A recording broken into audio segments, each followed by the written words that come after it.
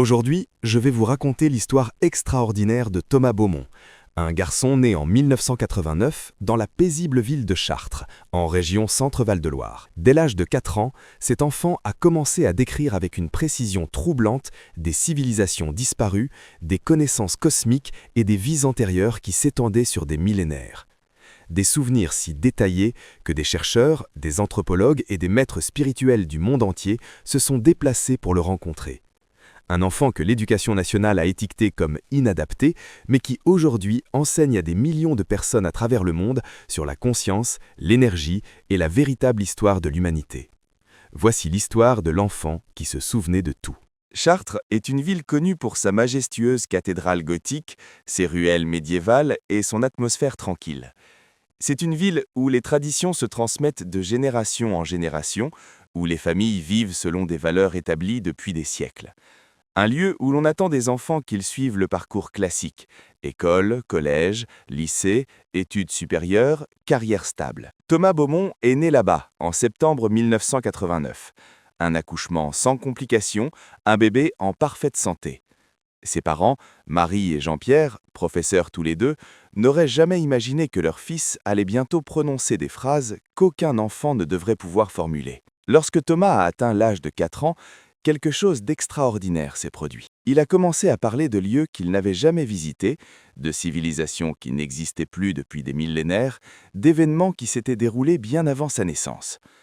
Mais il ne parlait pas comme un enfant qui invente des histoires ou qui répète ce qu'il a entendu à la télévision. Il parlait avec certitude, avec des détails précis, avec une émotion profonde, comme s'il avait réellement vécu ces moments. Au début, ses parents écoutaient avec attendrissement, pensant qu'il s'agissait simplement d'une imagination débordante, de jeux créatifs ou d'histoires inventées. Mais au fil des semaines, ils ont commencé à comprendre que quelque chose de plus profond se passait. Thomas décrivait des temples anciens avec une architecture qu'il n'avait jamais vue dans aucun livre. Il parlait de rituels spirituels provenant de cultures que ses parents n'avaient jamais évoquées à la maison. Il mentionnait l'Atlantide, la Lémurie, l'Égypte ancienne, des civilisations avancées qui auraient existé avant l'histoire officielle. Il dessinait des symboles complexes, émettait des sons qui ressemblaient à des langues disparues, et surtout, il expliquait des concepts sur l'énergie, la conscience et la structure de l'univers, d'une manière que même des adultes cultivés peinaient à comprendre. Marie et Jean-Pierre, inquiets mais fascinés, ont emmené Thomas consulter des pédiatres, des psychologues, des neurologues. Tous ont conclu la même chose: l'enfant est en parfaite santé. Aucun trouble neurologique, aucune pathologie psychiatrique, il sait simplement des choses qu'il ne devrait pas savoir, et personne ne pouvait expliquer pourquoi. Quand Thomas est entré à l'école primaire, les difficultés ont commencé. En France, le système éducatif est particulièrement rigide. Les enseignants transmettent un programme national, les élèves l'apprennent par cœur.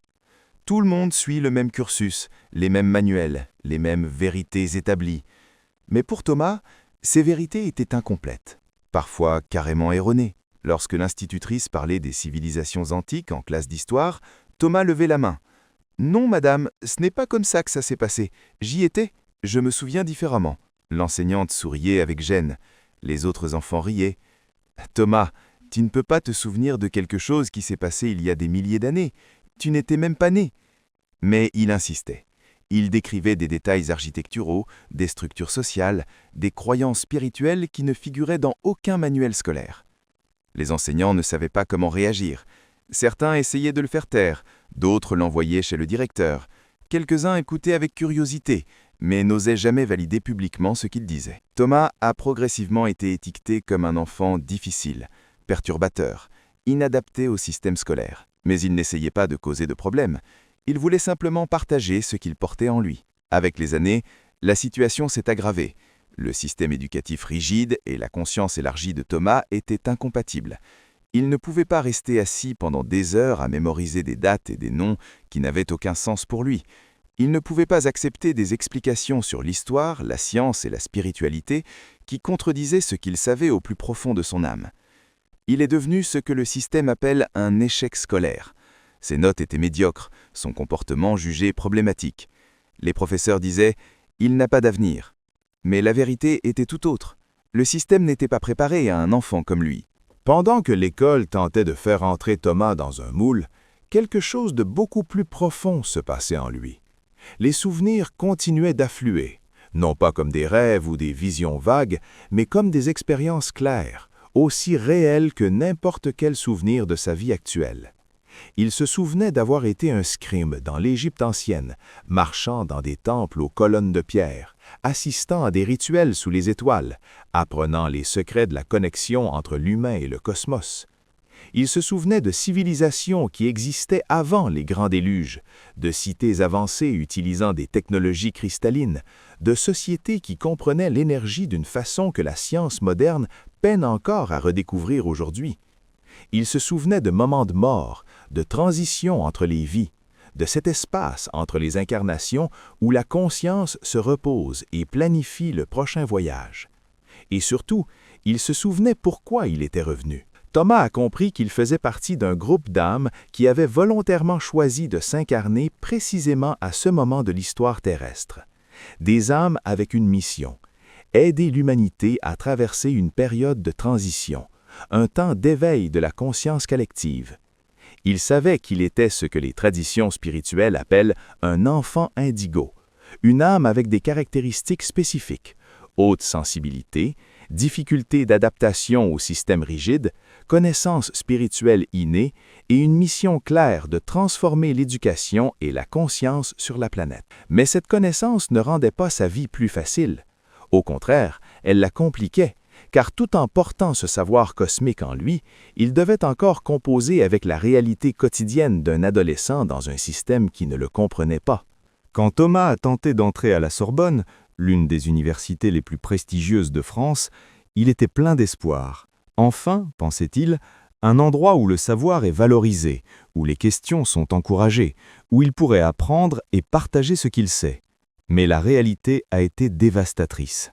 Le système universitaire était aussi rigide que l'école primaire, peut-être même davantage. Les professeurs présentaient leurs théories comme des vérités absolues. On attendait des étudiants qu'ils mémorisent et régurgitent. Quiconque remettait en question le narratif officiel était considéré comme arrogant ou ignorant. Pour Thomas, c'était insupportable. Il ne pouvait pas passer des années à étudier une version de l'histoire, de la science et de la réalité dont il savait qu'elle était incomplète. Il ne pouvait pas faire semblant de ne pas savoir ce qu'il savait. Alors, il a pris une décision que beaucoup ont jugée folle. Il abandonnait ses études. Sa famille était inquiète. Ses amis pensaient qu'il gâchait son avenir. La société l'étiquetait comme un échec de plus. Mais Thomas savait quelque chose qu'ils ignoraient. Le chemin traditionnel n'était pas son chemin. Sa mission n'était pas d'obtenir un diplôme et de trouver un emploi conventionnel. Sa mission était bien plus grande, et pour l'accomplir, il devait suivre sa propre vérité, même si cela signifiait marcher seul, même si cela signifiait être incompris par tous ceux qui l'entouraient. Ce qui s'est passé ensuite allait changer non seulement sa vie, mais celle de milliers de personnes à travers le monde. Après avoir quitté l'université, Thomas a traversé la période la plus difficile de sa vie. Pas de diplôme, pas de carrière conventionnelle, pas de chemin que la société considérait comme valide. Juste un jeune homme d'une vingtaine d'années, avec des souvenirs millénaires et une mission qu'il ne comprenait pas encore totalement. Mais quelque chose en lui savait qu'il devait faire confiance au processus.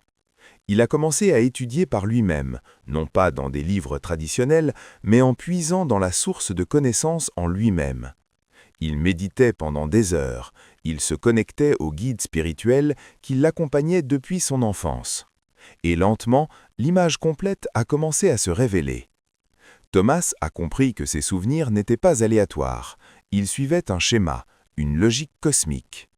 Il avait vécu à des moments clés de l'histoire humaine, dans des civilisations qui possédaient une connaissance avancée de la conscience, de l'énergie et de la structure de la réalité. Il avait été en Atlantide pendant son âge d'or, quand la technologie cristalline et la compréhension spirituelle atteignaient leur apogée. Il avait été témoin de la chute de cette civilisation et de la dispersion de son savoir à travers la planète. Il s'était incarné dans l'Égypte ancienne, aidant à préserver les enseignements sacrés dans les temples et les écoles de mystère. Il avait vécu en Amérique du Sud, dans des civilisations que l'archéologie moderne commence seulement à découvrir. Et à chaque vie, Il avait travaillé vers le même objectif, maintenir vivante la flamme de la vraie connaissance, jusqu'à ce que l'humanité soit prête à se souvenir. Ce moment, il l'a réalisé, c'était maintenant. La période de transition qu'il était venu aider n'était pas un événement lointain dans le futur. Elle se déroulait en ce moment précis, dans cette génération. Et son rôle était d'être un pont, quelqu'un qui pourrait traduire la connaissance cosmique ancienne dans un langage que les humains modernes pourraient comprendre. Mais comment ? Comment un jeune homme sans diplôme, sans soutien institutionnel, sans autorité traditionnelle, pourrait-il atteindre les gens avec ce message ? La réponse est venue d'une manière qu'il n'avait jamais anticipée. En 2014, Thomas a commencé à partager son savoir publiquement. Il a débuté avec de petites conférences dans des centres spirituels en région parisienne, de petits groupes de 10-15 personnes. La plupart étaient des chercheurs, des gens qui sentaient que les explications conventionnelles sur la vie et la réalité ne suffisaient pas. Ils écoutaient Thomas décrire l'histoire de la conscience sur Terre, les cycles des civilisations, le but de l'existence humaine, la dynamique énergétique qui gouverne notre réalité. Et quelque chose d'extraordinaire s'est produit. Les gens ne comprenaient pas nécessairement intellectuellement, mais au niveau de l'âme. Ils ressentaient que ce que Thomas disait résonnait avec quelque chose de profond en eux, comme s'il leur rappelait quelque chose qu'ils avaient oublié depuis longtemps. Le bouche à oreille a fonctionné, plus de personnes sont venues à ces conférences, puis encore plus. Quelqu'un a filmé une de ces présentations et l'a mise sur YouTube. En quelques semaines, des milliers de personnes l'avaient vue, puis des dizaines de milliers. Les commentaires affluaient du monde entier. J'ai cherché ces informations toute ma vie. Cela explique tout ce que j'ai ressenti, mais que je ne pouvais pas exprimer. Comment ce jeune homme peut-il savoir ces choses ? Thomas a reçu des invitations pour parler dans d'autres pays, le Québec, la Belgique, la Suisse, le Maroc, le Brésil. Partout où il allait, le même phénomène se produisait.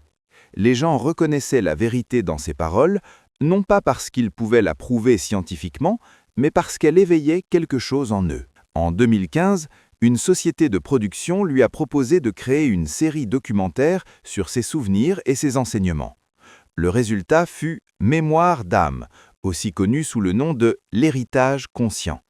12 épisodes explorant l'histoire de la conscience, les civilisations anciennes, les cycles cosmiques et le but de l'humanité. La série a été publiée sur YouTube et est rapidement devenue un phénomène dans la communauté spirituelle francophone. Des millions de vues, des milliers de commentaires. Les gens regardaient les épisodes plusieurs fois, prenaient des notes, discutaient des concepts avec leurs amis. Thomas avait trouvé sa plateforme. Mais avec la visibilité est venue aussi la critique. Alors que le message de Thomas touchait de plus en plus de gens, deux groupes distincts se sont formés. Le premier groupe voyait en lui un visionnaire, un enseignant, quelqu'un qui accédait véritablement à une connaissance supérieure et la partageait avec humilité et clarté. Il soulignait la cohérence de ses informations, la façon dont des concepts qu'il expliquait en 2014 correspondaient à des découvertes scientifiques faites des années plus tard, et les résultats pratiques que les gens obtenaient en appliquant ces enseignements sur l'énergie et la conscience. Il remarquait que Thomas ne prétendait jamais être un gourou, ni ne demandait de dévotion aveugle. Il partageait simplement ce dont il se souvenait et encourageait les gens à vérifier la vérité en eux-mêmes. Le deuxième groupe était plus sceptique. Certains l'accusaient d'inventer des histoires élaborées pour attirer l'attention. D'autres soupçonnaient qu'il ne faisait que répéter des informations tirées de livres ésotériques et les présentait comme des souvenirs personnels. Les critiques soulignaient que les souvenirs de vies antérieures étaient impossibles à vérifier, qu'il n'existait aucune preuve archéologique de civilisation comme l'Atlantide, et que ces enseignements mélangeaient science, spiritualité et spéculation d'une manière que les standards académiques n'accepteraient jamais. Des groupes religieux le condamnaient comme hérétique, des scientifiques matérialistes le qualifiaient de délirant. Mais Thomas ne s'engageait pas dans des débats et ne se défendait pas agressivement. Son approche était simple. « Je ne vous demande pas de me croire, je partage ce dont je me souviens. Prenez ce qui résonne avec vous et laissez le reste. » Cette humilité, paradoxalement, rendait son message encore plus puissant. Parce qu'il ne créait pas de culte, ne demandait pas de foi aveugle, Il offrait simplement une perspective, une invitation à l'exploration. Et pour des millions de personnes, cette invitation a tout changé. Aujourd'hui, Thomas Beaumont a 35 ans. Il voyage à travers le monde, donnant des conférences, des ateliers et des formations sur la conscience, l'énergie et le processus évolutif de l'humanité. Sa série documentaire a été traduite en plusieurs langues. Ses réseaux sociaux touchent des millions de followers. Mais plus important encore, son message a inspiré toute une génération de chercheurs à remettre en question les narratifs conventionnels et à explorer des vérités plus profondes. Des jeunes qui se sentaient perdus dans le système éducatif traditionnel comprennent maintenant qu'ils ne sont pas des échecs. Ils sont simplement câblés différemment. Ils font partie de la nouvelle conscience qui s'éveille sur Terre. Des parents qui luttaient avec leurs enfants indigos ont maintenant un cadre pour les comprendre, des outils pour les soutenir et la permission d'honorer leurs dons uniques au lieu de les forcer dans des moules rigides. Des communautés spirituelles à travers le monde étudient ces enseignements, non pas comme un dogme, mais comme des cartes pour leur propre exploration intérieure. Et des chercheurs se trouvent, bien que souvent à contre-cœur, dans la situation de reconsidérer leurs hypothèses sur l'histoire humaine, la conscience et la nature de la réalité. Le travail de Thomas se concentre sur l'éducation, comme il l'a toujours su, mais pas l'éducation au sens traditionnel. Pas de salle de classe, de manuels scolaires et de tests standardisés. Au lieu de cela, il enseigne aux gens comment accéder à leur propre savoir intérieur, comment travailler avec l'énergie, comment se souvenir du but de leur âme et comment naviguer la période de transition dans laquelle se trouve l'humanité.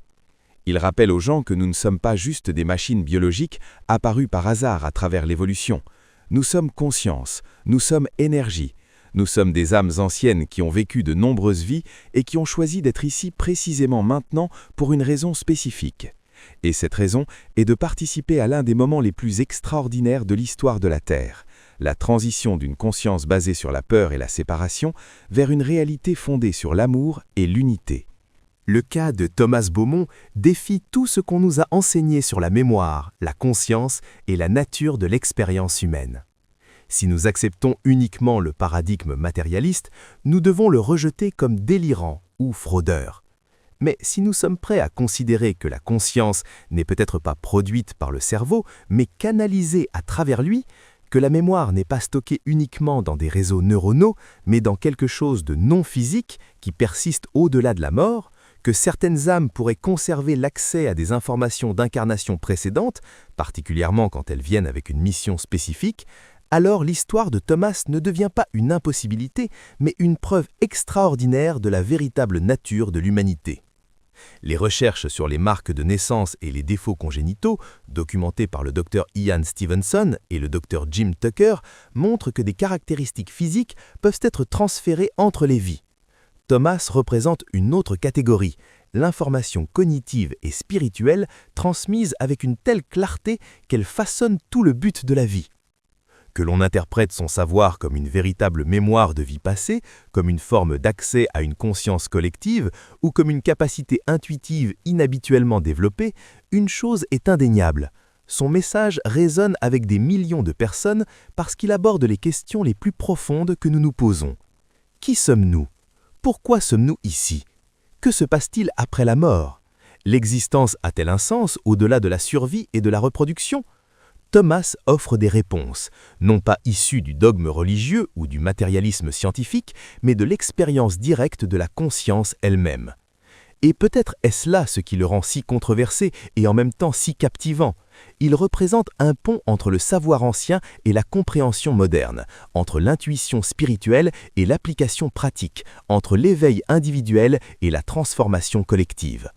Sa vie nous rappelle que les plus grands échecs selon les systèmes conventionnels sont parfois les plus grandes réussites du point de vue du véritable but de l'âme, que les enfants qui ne peuvent pas rester assis tranquilles dans les salles de classe ne sont peut-être pas brisés, ils se souviennent peut-être simplement de quelque chose que le reste d'entre nous a oublié.